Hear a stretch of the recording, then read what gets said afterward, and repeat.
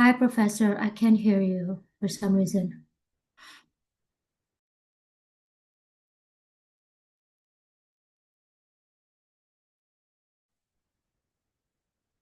All right, is that any better? Yeah, much better. Thank you. Very good. Thanks for speaking up, Nima. Okay, so today we're going to be going over the second, or the first and the second homework here. That's homework 1A and 1B. And then I will be turning you loose on module 2 about deductive reasoning. So, let's go ahead and take a look at this.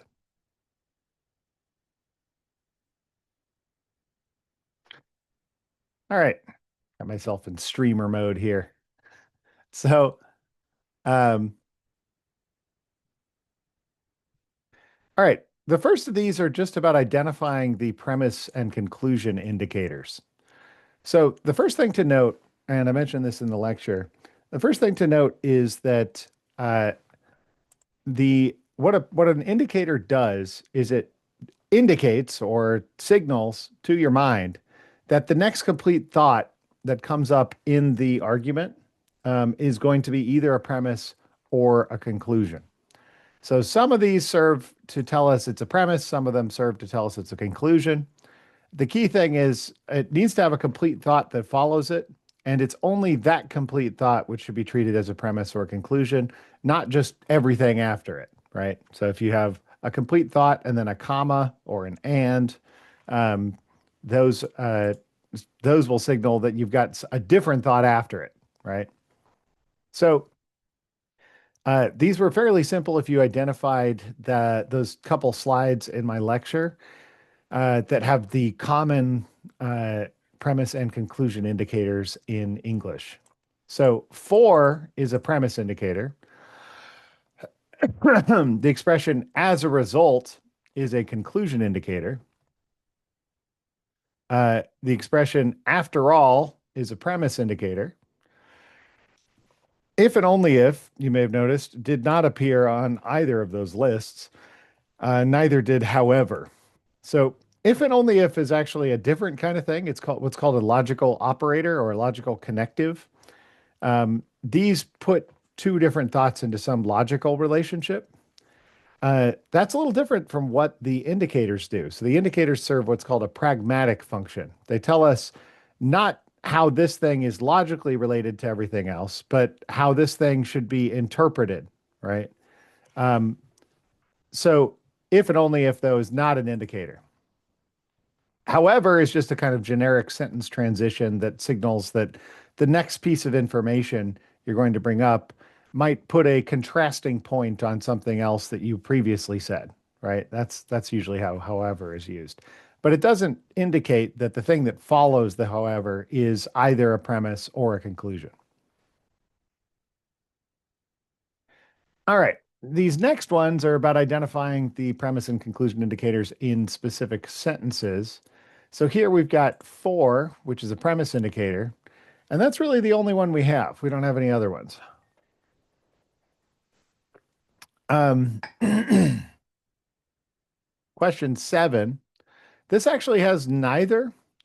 So one thing to note is that a lot of times when you have neither a premise nor a conclusion indicator in a series of sentences, a lot of times it is just a series of sentences. It's not actually an argument. Now, this you could probably interpret as an argument if you just think about it in the context. Like one of these statements might be supporting another one.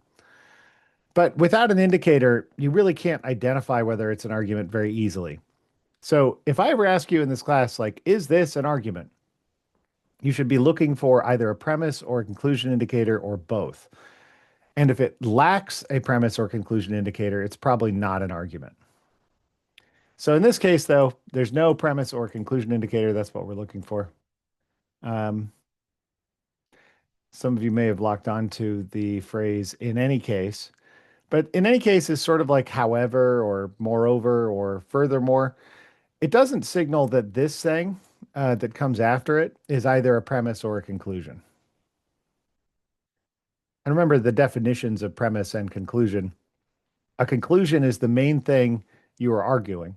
It's the thing that you are offering other things in support of.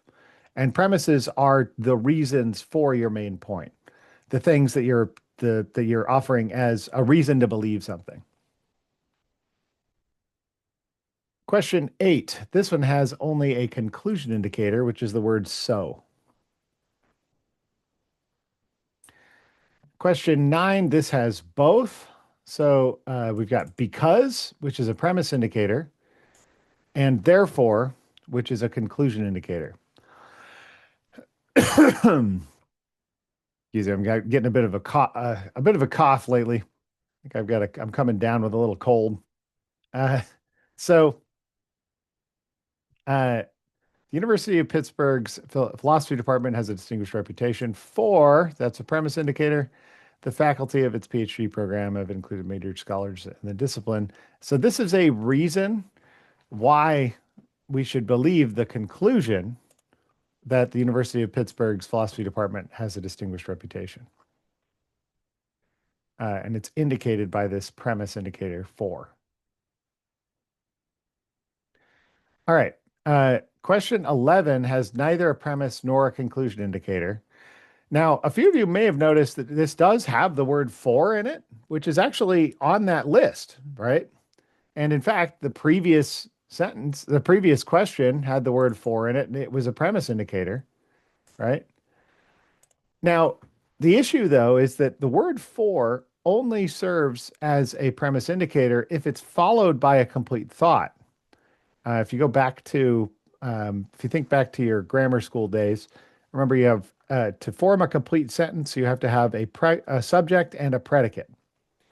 In this case, what follows the word for is only a subject, right? Just law school graduates, but it doesn't tell us what feature we're ascribing to the law school graduates, what they're doing, right? There's no predicate here. So this for is not actually serving in a premise indicating function, right? There needs to be a complete thought that follows the indicator for it to serve that indicating function. All right, question 12. This one has both types of indicator. The first one is thus, which is a conclusion indicator. And then the second one is since, which is a premise indicator. Question 13, we got the word so, which is a conclusion indicator, and there really isn't any other indicator, right?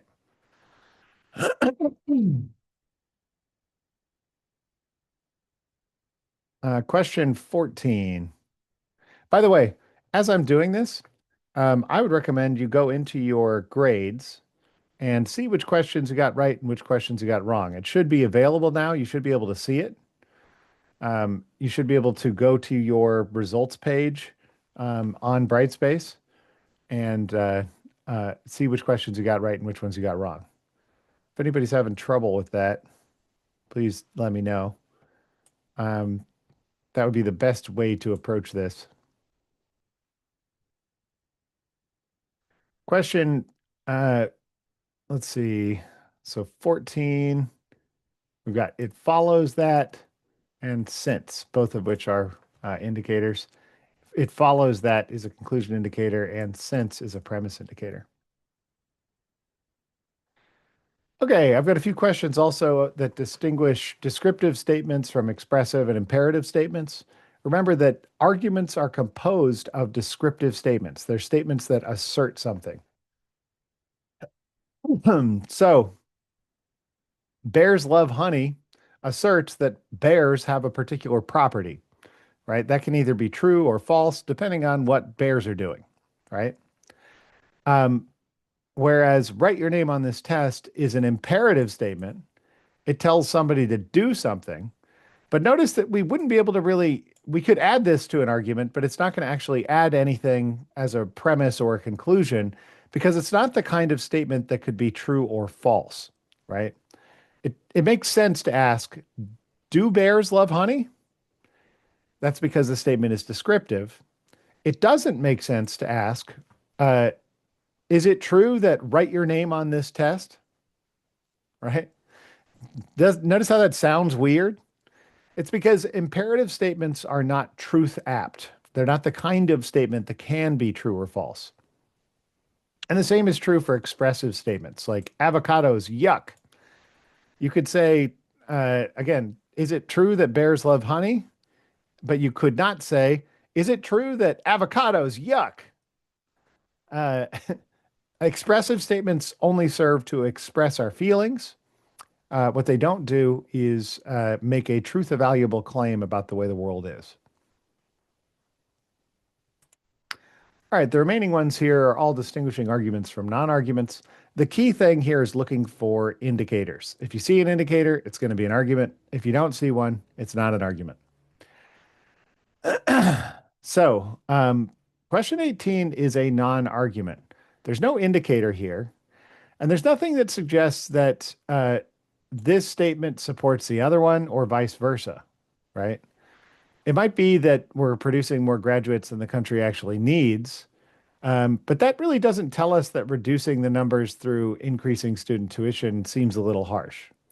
It doesn't give us a reason to believe that claim. In fact, these claims seem like they are somebody trying to be even-handed. Like, well, I believe this thing that would maybe suggest that I believe this other thing, but actually I don't believe that thing, right? So there isn't really an argument here. One of these things does not support the other. And the real key thing is there's no indicators. Question 19, though, does have an indicator as a result, right? That is a conclusion indicator, which tells us that she will not win the mayor's race is the conclusion, which should suggest to you that the other things said in this argument are premises, right? There's this conditional statement where if she's going to win the mayor's race, then she will have to be the nominee of a major party. And then this statement here, Jones will not be the major nominee, denies one part of that conditional. And the combination of those two things is supposed to support this claim that she's not going to win the mayor's race, right? Question 20. This is just a series of statements, right? A series of statements in this case about history of Poland.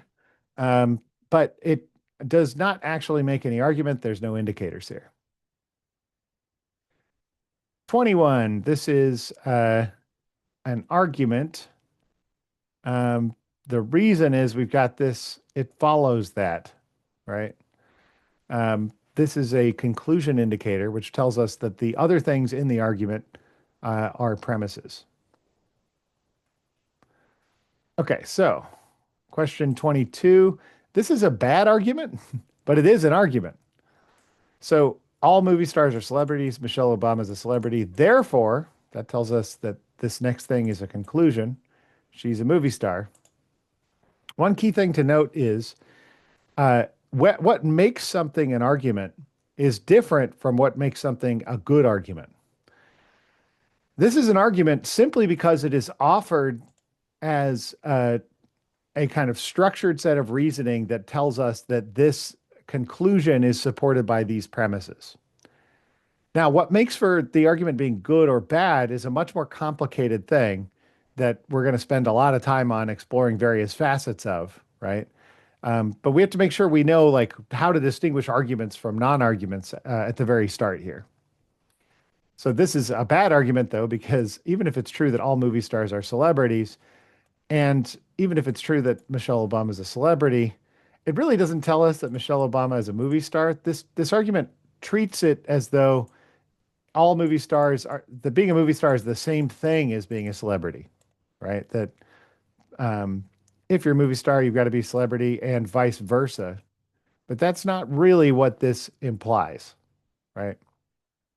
Sort of like all squares, or yeah, all squares are rectangles, but not all rectangles are squares, right?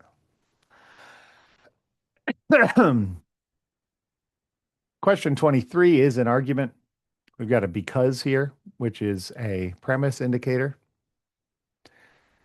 Question 24. This is a non-argument. It's kind of like the one about Poland. It's just a series of statements, not an argument, right? there's no indicator here, and no one of these seems like the conclusion. Finally, question 25. This is an argument. So the conclusion here, let's see here, is indicated by this. We can conclude that, right? And the conclusion is his motives were probably personal, not political. All right, so you guys did fairly well on this homework assignment. We'll move on to 1B next. Any questions about 1A, though, before I move on?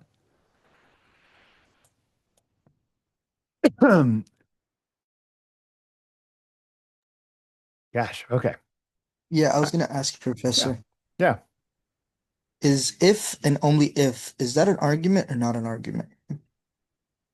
It's a good question. So, if and only if is what's known as a logical connective or a logical operator. Different logic books use a different word. But uh, it does not indicate an argument, right? Basically, it puts two different things, two different thoughts into a particular logical relationship, which basically says, if this thing happens, then this thing happens, and vice versa. That's what if and only if means. Um, Whereas expressions like after all, they do a different thing. Basically, they tell your brain the next thing that comes up that is, in this case, going to be treated as a premise. It's something that I'm offering as a reason for something else. Whereas if and only if is a way of relating two different statements that is not, it doesn't signal that that one of them is a premise and the other's a conclusion. It's rather like a way of like connecting these two statements logically. Um, yeah. So, um, some of you guys may know that like if you progress a little ways into logic, if you take like a formal logic class, like we have a logic and moral reasoning class that does a bit of that in this at Baruch. You end up like with stuff that looks like math, um, and the premise indicators don't really translate into that.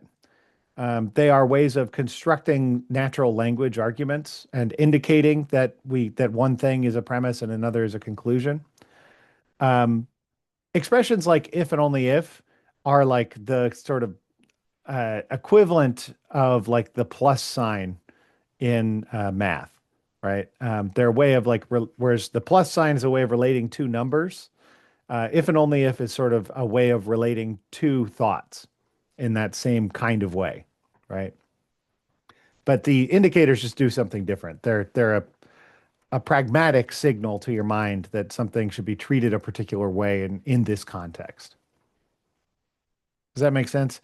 I mean, it's an incomplete explanation, but No, I get it. Thank you. I really do appreciate it. yeah. Okay, let's move on to question or to homework 1B. So people struggled on this just a little more, but I think overall still did fairly well. Um, a lot of the stuff in homework 1B is difficult because there are intuitive, like commonsensical ways of using some of these terms that don't always translate to like a critical thinking class that's grounded in like logic, philosophical logic. So we have, when we're talking about logic, a particular way of talking where we define a term that has a common sense meaning to all of us, right? Before we ever take a logic class, but we define a term in a really precise way and then expect you to be able to identify, like, to apply that really precise definition without like accidentally slipping into other kind of common sense uses of the term, right? So logical connectedness is not one of those. It's a kind of term of art, right? But once we get to truth and justification, right? Those are common sense terms that have a common sense meaning, but the common sense meaning, it means a bunch of different things. And here we're going to be using those terms in a really precise way, right? So we'll start with these logical connectedness ones. One tricky thing about logical connectedness in particular is that it involves a bit of imagination in the sense that, like, you have to first identify the conclusion, and then you have to think, okay, if these premises were true, irrespective of whether they really are true, right? If these were true, would they give me enough reason to believe this conclusion, right? And there are three different sort of levels I want you to be able to identify of logical connectedness: strong, weak, and failed. Strong logical connectedness is where if the premises were true, they would give you enough reason to believe the conclusion. Weak logical connectedness is where even if the premises were true, they don't give you enough reason to believe the conclusion. And failed logical connectedness is where even if the premises are true, they give you no reason whatsoever to believe the conclusion, right? So the first step is always identifying the conclusion and identifying the premises. Then the second step is asking yourself, okay, if these premises were true, would that give me enough reason to believe this conclusion? If it is enough, it's strong. If it's not enough, but there's still like maybe a little bit of evidence, a little bit of connection between those, then it's weak. If it gives you no reason whatsoever, it's failed. So looking at question 1 here, we've got all marathon runners eat pasta. Since Jennifer's a marathon runner, she eats pasta. Well, if it's true that this lady is a marathon runner, and it's true that all marathon runners eat pasta, then really this lady has to eat pasta. Otherwise, like one of these premises would have to be false. If we're imagining these premises are true, it really has to be the case that she eats pasta. There's like no way around it. In fact, this argument has what we'll talk about next time, which is called deductive validity, where if the premises are true, they actually logically guarantee the truth of the conclusion. But an argument doesn't need to have like deductive validity where it's guaranteed for it to have strong logical connectedness. Like there are a lot of what are called inductive arguments, which we're going to learn about in module 3. Those inductive arguments can provide really good reasons for their premises or for their conclusion, and yet not be deductively valid. And those may still have strong logical connectedness. Another thing to note here is notice how there is only one indicator here, this sense, which tells us this is a premise. It doesn't tell us this whole thing is a premise, right? It just tells us this is a premise because that's the next complete thought. But what that means is there's a bit of ambiguity in this argument about how to interpret it. You could interpret this as the conclusion, or you could interpret this as the conclusion, right? All we know for sure based on the indicators that Jennifer is a marathon runner is a premise, right? So one of the other things has got to be a conclusion that this premise is supporting. Now, when you run into this situation where it's a little ambiguous based on the indicators, what should be the conclusion? What you have to do is invoke what philosophers call the principle of charity, right? Now, when you're interpreting somebody's argument, you should interpret it in a way where it doesn't suggest that the person is crazy or stupid, right? You should interpret the argument in a way where, in the strongest possible way that's consistent with what they said, right? Because otherwise you're just like, if you don't follow the principle of charity, you end up like critiquing arguments that people haven't actually intended to make. So what I mean by this is if we were to interpret this as the conclusion, the argument would be a lot weaker than if we interpret this as the conclusion, right? I've already said that with this being the conclusion, this has strong logical connectedness. But suppose this was the conclusion. So suppose I came up to you and I said, look, I'm going to try and prove to you that all marathon runners eat pasta. And you go, okay, well, what's your evidence? What are your reasons for believing that? And I say, look at that lady, Jennifer. She's a marathon runner and she eats pasta. Wouldn't you then go, wait, I thought you were going to prove to me that all marathon runners eat pasta. You just named one lady, right? That's not that impressive. If this was the conclusion, this argument would have weak logical connectedness. But there's a better way to construe the argument where it has strong logical connectedness, where this is the conclusion, right? Because if I say, look, I'm going to prove to you that Jennifer eats pasta, and you go, okay, what's your evidence? And I say, well, as we both know, all marathon runners eat pasta, And we know this lady's a marathon runner. Well, then I've given you a pretty strong argument. Um, one more thing to note. I always end up mentioning all of these right at the start of question one for 1B because uh, it's just like a very simple argument that demonstrates a lot of these things. But yeah, I'll have one more thing to note after Nima's question. Go ahead. Quick question. So you're saying, so question one can either be strong or weak depending on how we look at it? Yes. Although the correct answer is strong in this case. And the reason the correct answer is strong is because the principle of charity suggests that if there's a strong interpretation, uh, you should you should interpret it that way, not a weak interpretation, right? That's the idea. Okay, thank you. Yeah.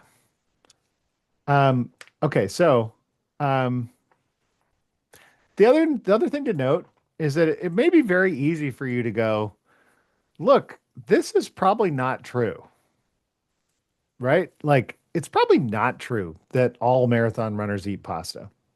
We could probably name some marathon runners who are like on a keto diet, and it would be harder to do, but you probably could run marathons on a keto diet if your body was really used to it, right? And there's probably some people that do that. There might be even people who are, gluten intolerant who can't eat pasta, or at least normal pasta, and yet they run marathons, right? So this is probably false, but notice that whether a statement is true or false is a separate logical property, right? Truth is a logical property of statements.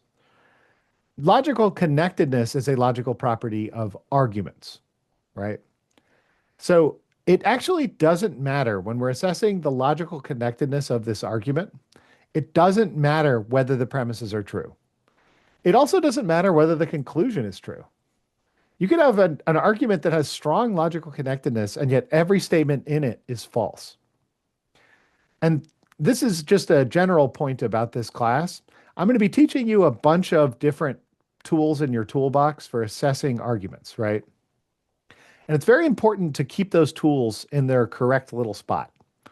What you can't do is blend them all together in a way that makes it hard to assess the thing you're supposed to be assessing, right?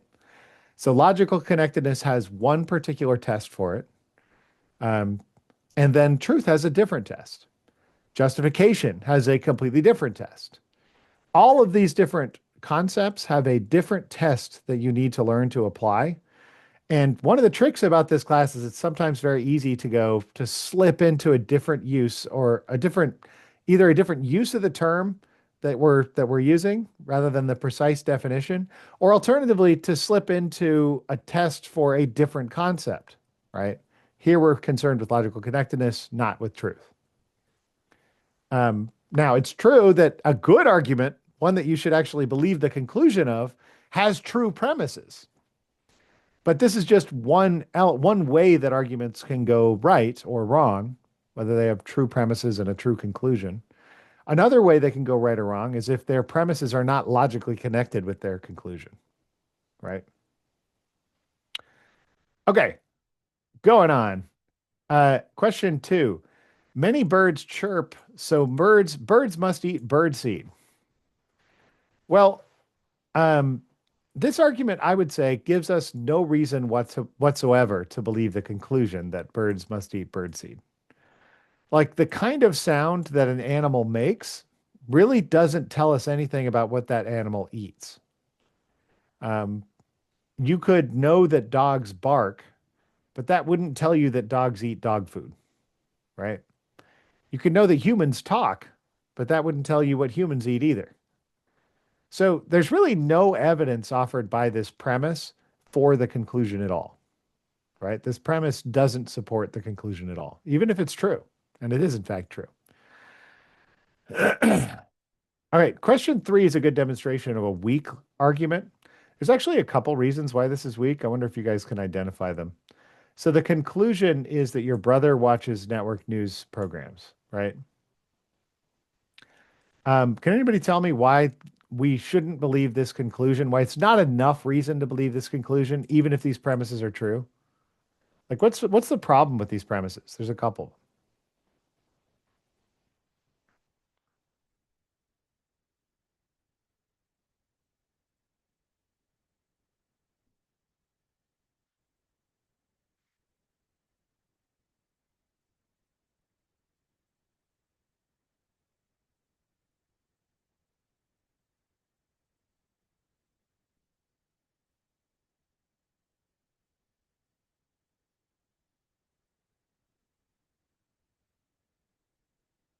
Well, let me read through it. So, a survey of 100 television viewers selected at random from all parts of the United States revealed that 32% of them regularly watched network news programs.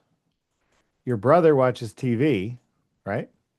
This is a sample of TV viewers. So your brother is probably not in that sample, but he probably is, represented by that sample in some way. And then we're going to infer that he must be like the rest of these 32%. What's the problem with that? Why not? Why can't we infer he believes it or watches network news? Because it's only 32%, it's not 100%. Yeah.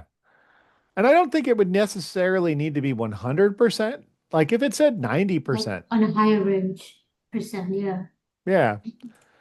In fact, like one way to put this is if we know nothing about your brother other than the fact that he's a television viewer, there's actually a better chance that he doesn't watch network news programs than he does, right? There's a 68% chance that he doesn't watch network news programs just based on him being a television viewer, right? So this premise gives us like some reason to believe the conclusion, but it's actually more likely that the conclusion is false based on the premises. And that's why this is weak rather than strong, right? It's another like problem here, which is that probably 100 television viewers is probably not adequate sample size. We'll talk more about this when we get to inductive arguments, but this is a little bit too small to represent a population the size of the United States. Okay, so for those two reasons, it's weak. Question 4. This is strong. It's strong, even though the premises are probably false, or at least one of them is. So this guy killed a bunch of people. He's in prison.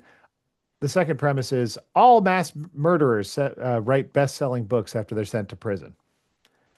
So we're drawing this conclusion he's going to write a best-selling book. Well, if all mass murderers do this, and we know this guy's a mass murderer, he kind of has to write a book, right? A best-selling book. This is very similar to that Jennifer eating pasta one, right?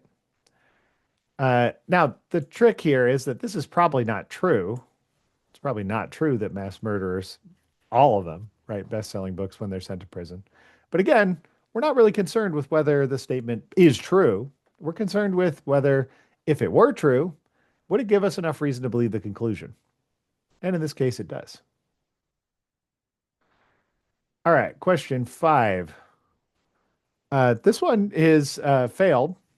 So the space outside the Earth being vast really doesn't tell us anything about whether ancient aliens built the pyramids. Maybe it's consistent with ancient aliens building the pyramids, but it doesn't really give us any reason to believe that ancient aliens built the pyramids, right? So yeah, I would say it's failed. Even if this is true, it doesn't support the conclusion. Question 6. This is another deductively valid argument. It's an argument where the premises, if true, guarantee the truth of the conclusion. If no airline's been lowering its fares, and these guys are an airline, then they must not be lowering their fares, right? There's no way around it. This is a strong argument. Question 7. This one is weak. So a lot of people answered failed here. Let's talk about why it's weak rather than failed. So the conclusion is that Harry bought bananas. The premises tell us that some tropical fruits are bananas. The premises also tell us that Harry bought tropical fruit. So it's entirely possible that the tropical fruit that he bought are bananas, right? Um, but the problem with this argument is there's a bunch of other tropical fruit, right? There's guavas and papayas and pineapples and kiwis, a bunch of stuff. Uh, Lots of different possible tropical fruits he could have bought that are not bananas. And so, even though this premise gives us maybe a little reason to believe that he bought bananas, right? Because he bought some kind of tropical fruit, and this is one of them. This is kind of similar to the Your Brother's a Television Viewer one, where it's actually more likely that he did not buy bananas than that he did, because there's a bunch of other types of fruit he could have bought. But an argument with failed logical connectedness is an argument where the premises give you no reason whatsoever to believe the conclusion. This gives you at least a little reason, right? He bought some kind of tropical fruit. It could have been bananas, right? Because bananas are tropical fruit. But yeah, that's why this is weak rather than failed. It gives you like a little reason, but not enough that any reasonable person should believe it. Like a failed argument is one where like there really is just no connection between the premises and the conclusion. Um, Failed arguments kind of look like they're arguments made by crazy people, right? Um, People who are not thinking straight anyway, right? Where they say something and then they treat that thing they said as a reason for this other thing, but there's no connection between these things whatsoever, right? Question 8. This is strong. If all large cities have air pollution problems, and Chicago's a large city, well, it's got to have air pollution problems. There's no way around it. Question 9 is weak.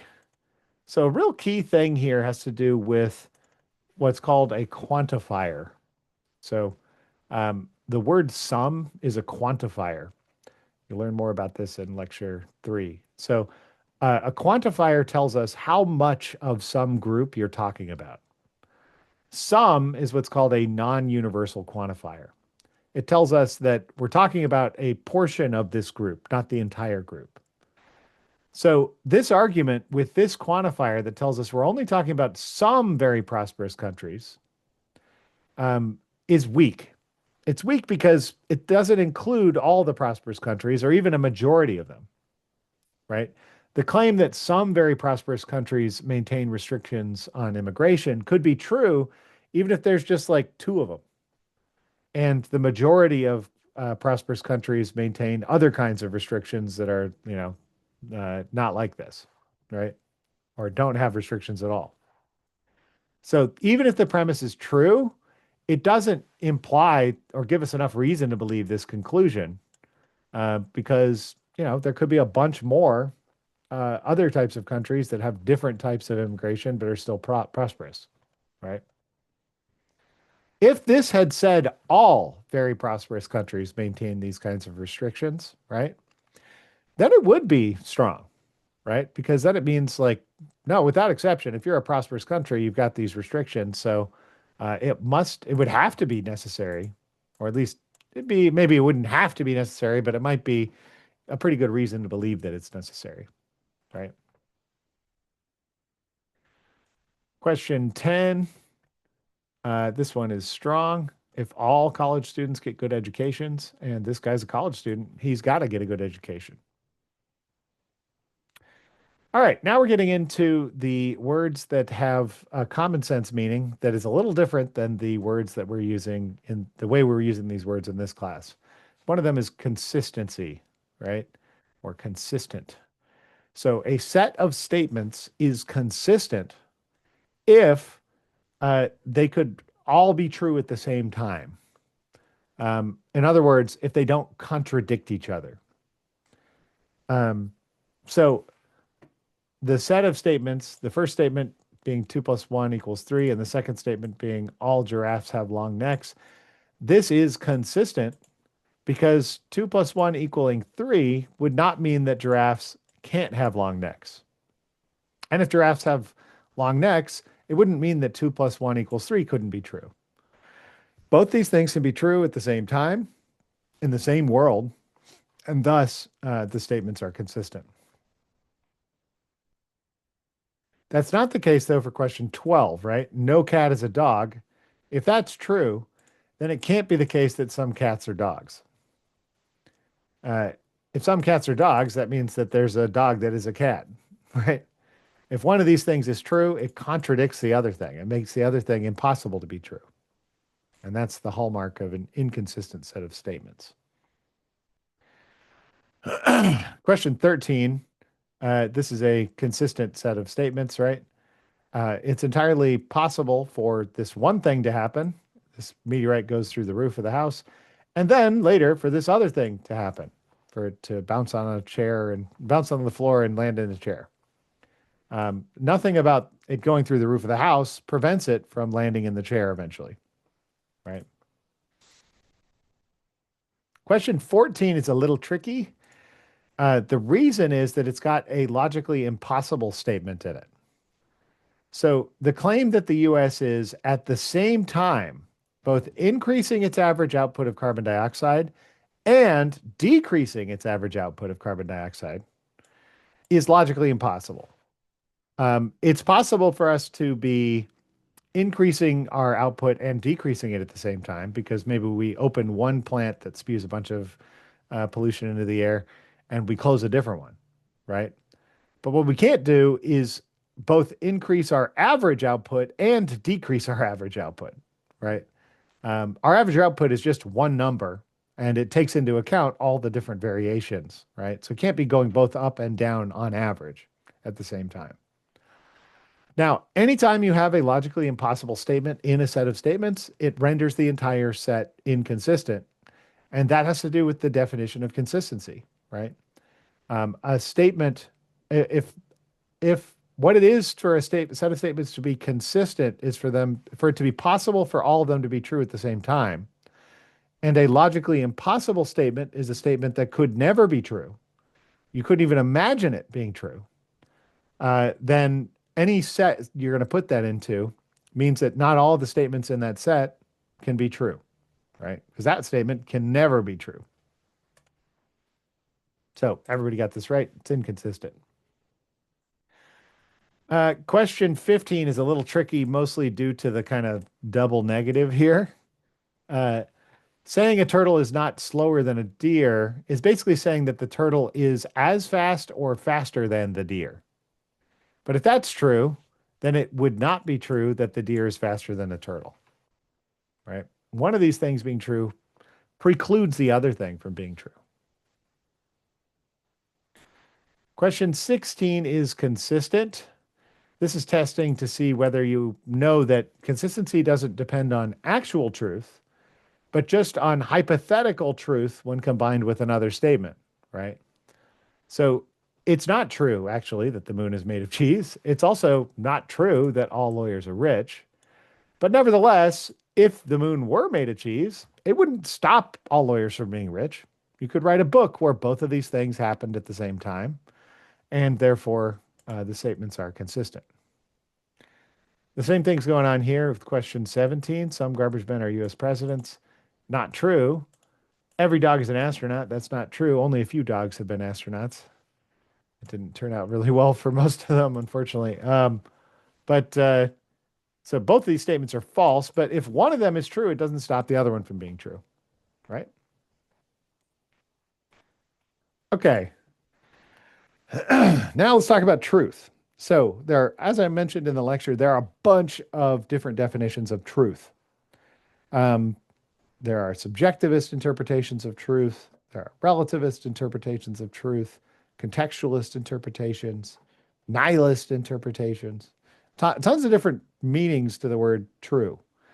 In this class, when we're talking about logic, right, we're going to be using a particular definition of truth, and I think it's not an unreasonable one. It's a definition that I think most of us use most of the time, whether we realize it or not. And that's the correspondence theory of truth, right? The correspondence theory of truth says that a statement is true when that statement's content matches up with or corresponds with the world. That is objective reality outside of us. So if every person in the world came to believe that the planet Mars does not exist, the claim that Mars exists would still be true. Because what makes the claim true has nothing to do with what all of us believe.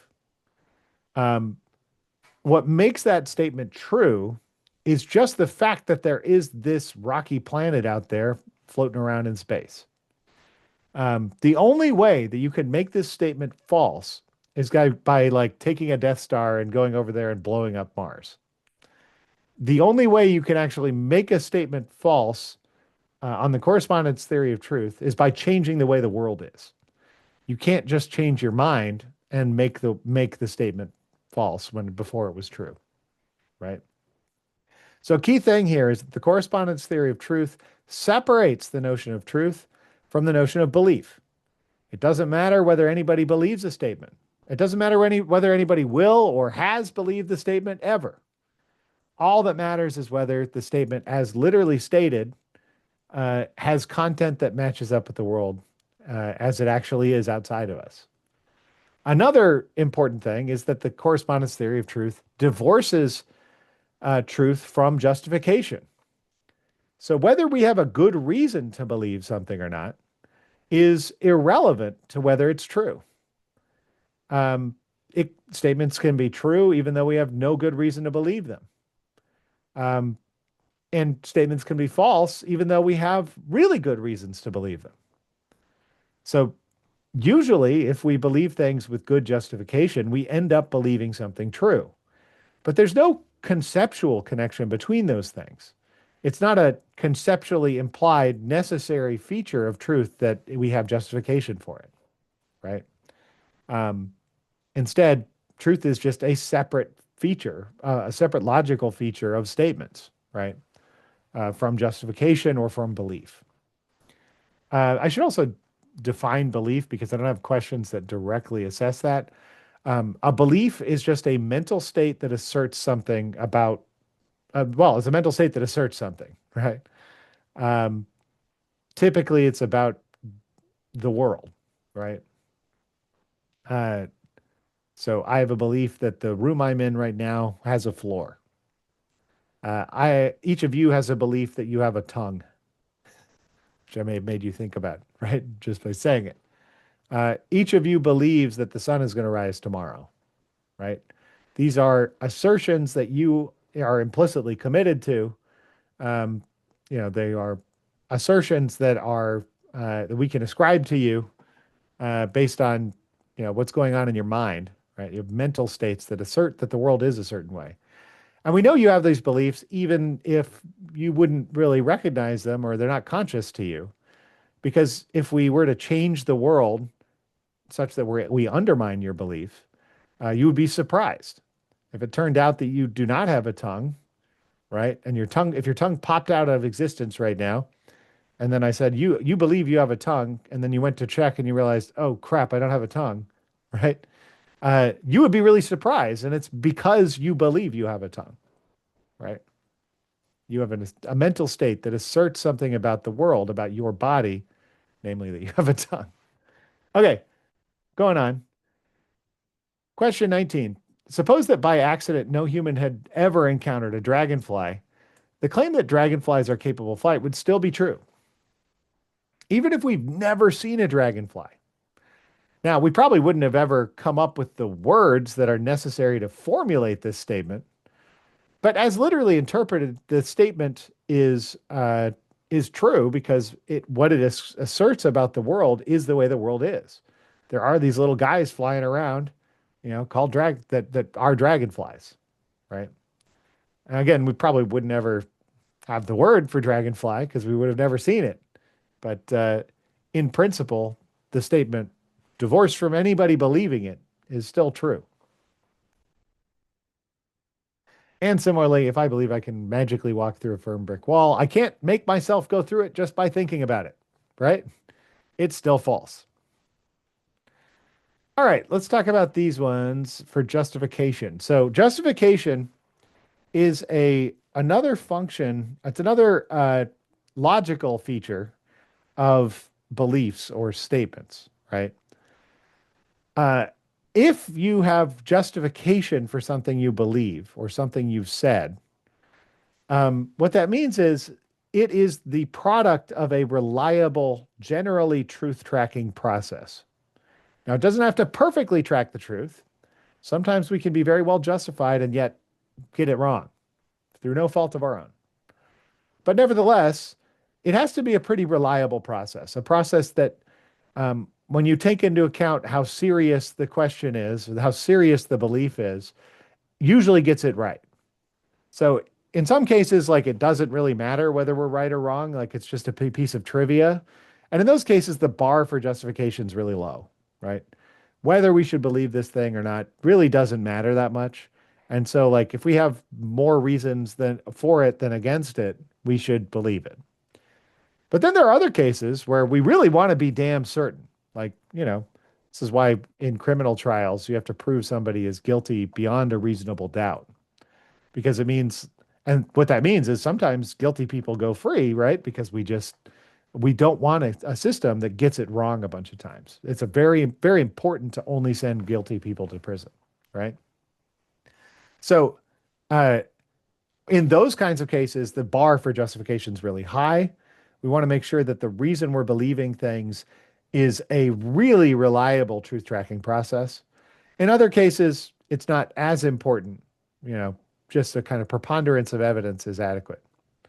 In any case, whether somebody's justified or not in what they believe depends on the process which produced that belief, right? So if that process would generally lead to somebody believing something false, or a disturbing number of times would lead to somebody believing something is false, or something that is false, then the belief is unjustified. So let's talk about 21 here. Harry believes, let's start with what he believes, right? Harry believes that ladybugs eat aphids.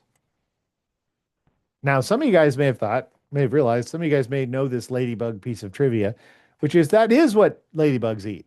Ladybugs are predators, despite being pretty cute looking for a bug.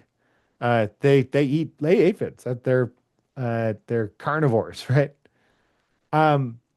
But so it's true that ladybugs eat aphids. That what Harry believes is true. But the question is not whether it's true, right? But whether he's justified in believing it. Sometimes claims are true, but we believe those claims for bad reasons, for reasons that would have led us down the primrose path, would have led us to believe something false, except that we just got lucky this time. And that's what's going on here. So suppose that Harry believes anything that his friend Doris tells him. Well, if you believe anything that somebody tells you, they could tell you anything. They could tell you a bunch of false things and you would believe it, right?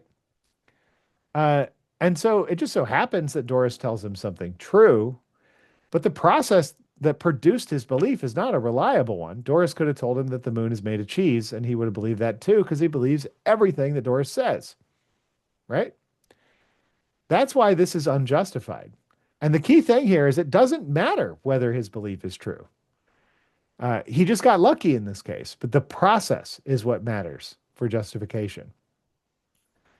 You are only justified in believing something if the process that produced your belief is usually reliable, right? Would usually track the truth. And if it doesn't usually track the truth, you believe something for unjustifiable reasons. Okay, question 22. This is justified. I don't know why these show up with smaller font for some reason. So Peter tells his friend Kevin that he saw a whale off the coast. If Peter doesn't have a history of lying about these things, he's otherwise trustworthy, and Kevin believes him, that belief is justified. Now, is it possible that Peter is lying to him? Yeah.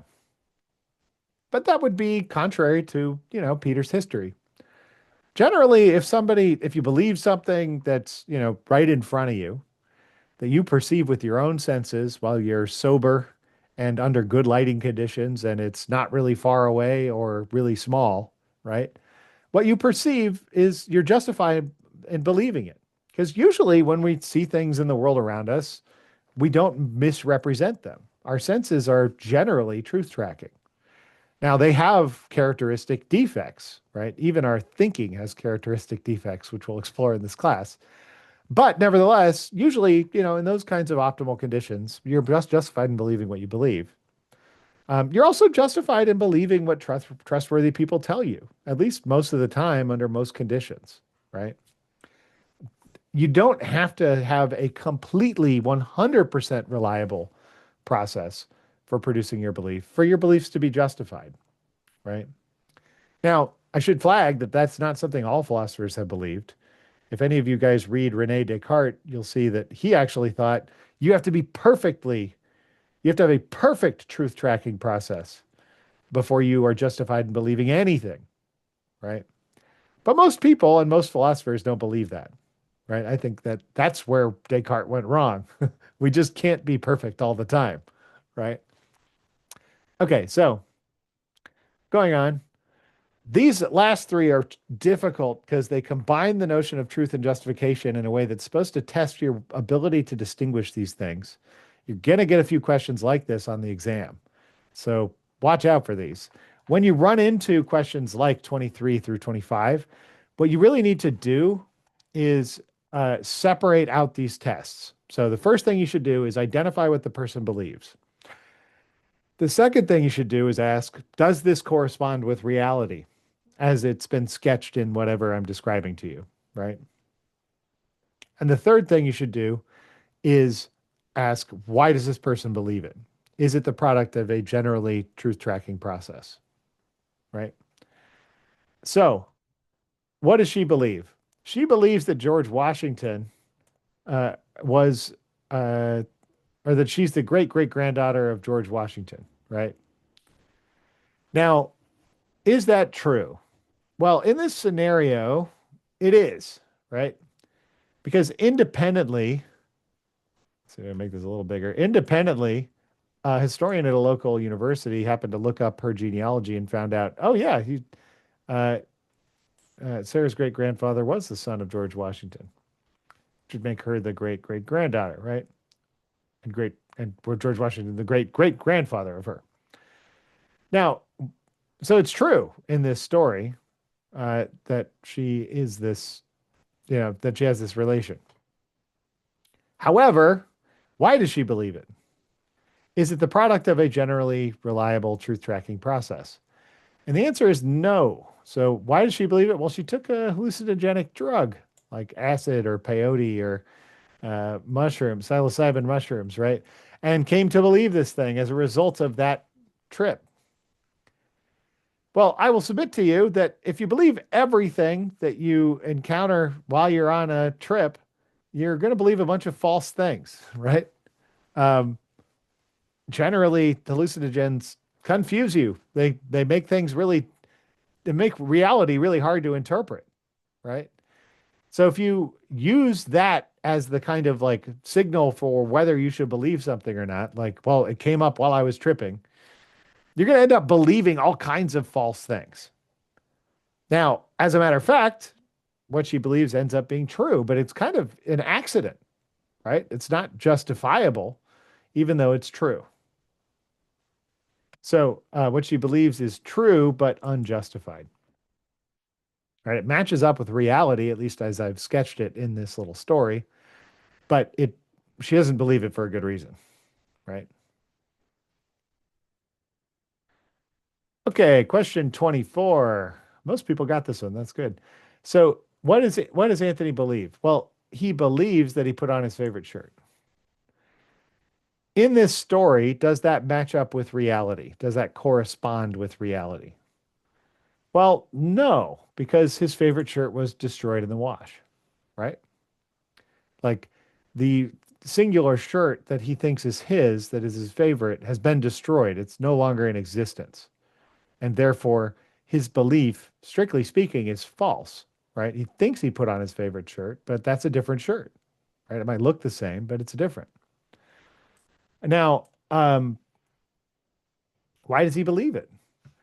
Well, he got up in the morning and he, put on what he thought to be his favorite shirt. I would say like 99 times out of 100, if you put your favorite shirt on in the morning, you're going to be right in the belief that you put your favorite shirt on. Like if you get up and you go, okay, that shirt, that's what I'm put on my body, right? Usually you're going to be right. But in this case, his shirt has been destroyed in the wash, right? And it was secretly replaced. Now, uh, what this means is that like this is like the one time out of 100 where that process that produced his belief that he put on his favorite shirt would go wrong. It's like he got really unlucky in his process of forming beliefs, right? And that's why this is false, but it's justified because he'd be right most of the time if he put on his favorite shirt, and this is the reason why. If he thought he put on his favorite shirt, and this is the reason why he thought it, right? Like, oh, looks like my favorite shirt, putting it on. Okay, so that's false and false and justified, right? He's got good reasons for it, but it turned out to be false. Finally, question 25.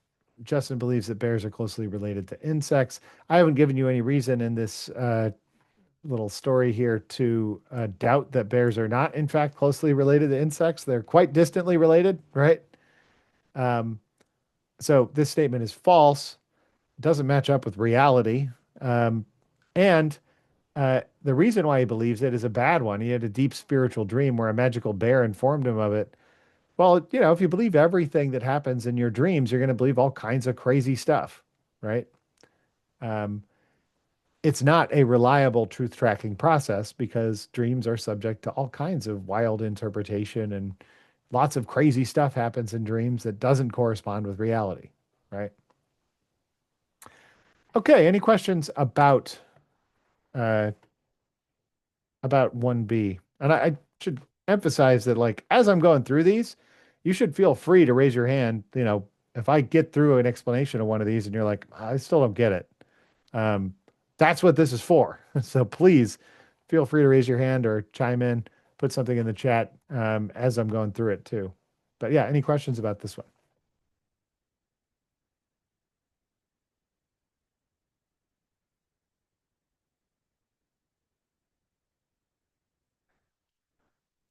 All right.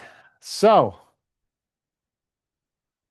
for next time, and next time, because we're in such an accelerated class, is tomorrow. You guys are going to be doing the first deductive reasoning lecture. Now you've got the basic toolkit for what arguments are, right, and what reasoning is. Now we're going to talk about a particular kind of reasoning, right? One thing to note is you will only have one homework assignment for this for our class tomorrow. I have the second homework assignment for this lecture due the following day. So we're actually going to spend 2 days on this same lecture. So let's see, how long is it? 55 minutes. It's very long. So if you only watch like half of this lecture, I think that'd be fine. But you can also watch the whole thing and then you won't have to watch anymore tomorrow. I would strongly recommend giving yourself a little extra time to work on homework 2A. It's a little tricky. And remember, I'm having you use a very particular definition of validity, of what it is for an argument to be valid. What I don't want is a common sense analysis of validity, because we say things are valid all the time. Somebody makes a point that I think is pretty good. I might say that's valid, but that's not what we mean, right? Validity has a particular definition in logic. So that's the test I'm going to be having you do the intuitive test for validity. And then next time I'm going to be, the time after that, 2 days from now, I'm going to be teaching you the Venn diagram method. That class will be very difficult because I find a lot of students do not find this Venn diagram method super intuitive. But if you master it, it's a mechanical way to determine the validity of a lot of arguments, right? If you get it right, then you're always going to get questions right. It's kind of like just knowing this kind of math. This is as close as we're getting to math, right? Is this deductive portion. We're not going to get really deep into the mathifying of logic. But all right, any questions about what we're doing for next time?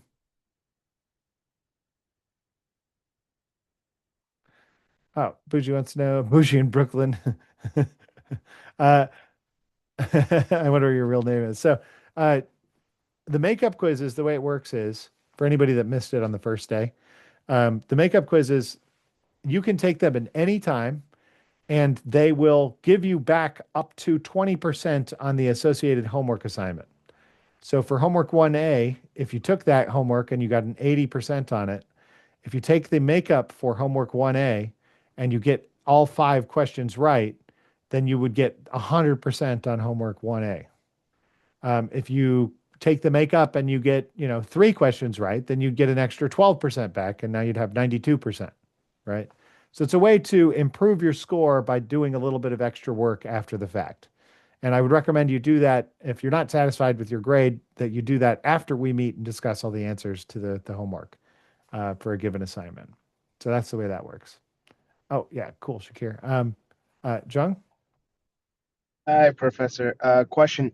In terms of these in-person, I'm sorry, the Zoom classes, are these mandatory or oh, they are. Yeah, You're shaking your yeah, they are. It'd be you would fall behind fairly quickly without them. Yeah, yeah.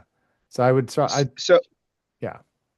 so if we have if we just have some schedule conflicts for one or two of them, can we just email you in advance to Yeah, get I excused? understand it is an intercession, so I can be a little flexible with that. If you need to miss one or two for a good reason, you can email me. Yeah. Okay, thank you very much. Yeah. All right, guys. I'm going to turn you loose then on deductive reasoning. Make sure you get homework 2A in. Remember, you don't have to do homework 2B until the following day. So I will see you guys tomorrow at 1 p.m. Have a great day, guys. Thank you. You too. Have a good day.